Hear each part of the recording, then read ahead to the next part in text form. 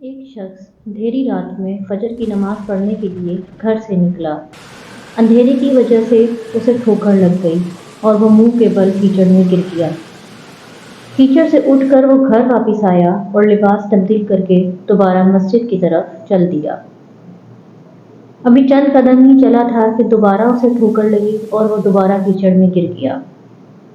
کیچڑ سے اٹھ کر وہ پھر دوبارہ اپنے گھر گیا، لباس بدلا اور مسجد جانے کے لیے دوبارہ گھر سے نکلا۔ جیسے ہی وہ اپنے گھر سے باہر نکلا تو اس کے دروازے پر اسے ایک شخص ملا جو اپنے ہاتھ میں روشن چراغ تھامے ہوئے تھا۔ چراغ والا شخص چپ چاپ نمازی کے آگے مسجد کی طرف چل دیا۔ اس مرتبہ چراغ کی روشنی میں نمازی کو مسجد پہنچنے میں کسی دشواری کا سامنا نہیں کرنا پڑا۔ وہ خیریت سے مسجد پہنچ گیا۔ مسجد کے دروازے پر پہنچ کر چراغ والا شخص رک گیا۔ نمازی اسے چھوڑ کر مسجد داخل ہو گیا اور نماز ادا کرنے لگا۔ نماز سے فارغ ہو کر وہ مسجد کے باہر آیا تاکہ اس نمازی کو چراغ کی روشنی میں گھر چھوڑ آئے۔ جب نمازی گھر پہنچ گیا تو نمازی نے اجنبی شخص سے پوچھا، آپ کون ہیں؟ اجنبی بولا، سچ بتاؤں تو میں ابلیس ہوں۔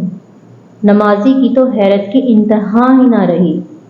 اس اجنبی کی یہ بات سن کر نمازی سوچنے لگا، ابلیس شیطان کیسے مجھے مسجد تک چھوڑ سکتا ہے؟ اس کا کام تو لوگوں کو بہکانا ہے۔ تو اس شخص نے بڑی حیرت کے ساتھ ابلیس سے پوچھا، تجھے تو میری نماز رہ جانے پر خوش ہونا چاہیے تھا، مگر تم تو چراغ کی روشنی میں مجھے مسجد تک چھوڑنے آ گئے۔ ابلیس نے جواب دیا کہ جب تمہیں پہلی ٹھوکر لگی اور تم لباس تبدیل کر کے مسجد کی طرف پلٹے تو اللہ تعالیٰ نے تیرے سارے گناہ معاف فرما دیے۔ جب تمہیں دوسری ٹھوکر لگی تو اللہ تعالیٰ نے تمہارے پورے خاندان کو بخش دیا، جس پر مجھے فکر ہوئی کہ اگر اب تمہیں ٹھوکر لگی تو اللہ تعالیٰ کہیں تمہارے اس عمل کی بدولت تمہارے گاؤں کی مغفرت نہ فرما دے، اس لیے میں چراغ لے کر آیا ہوں کہ تم بغیر گرے مسجد تک پہنچ جاؤ۔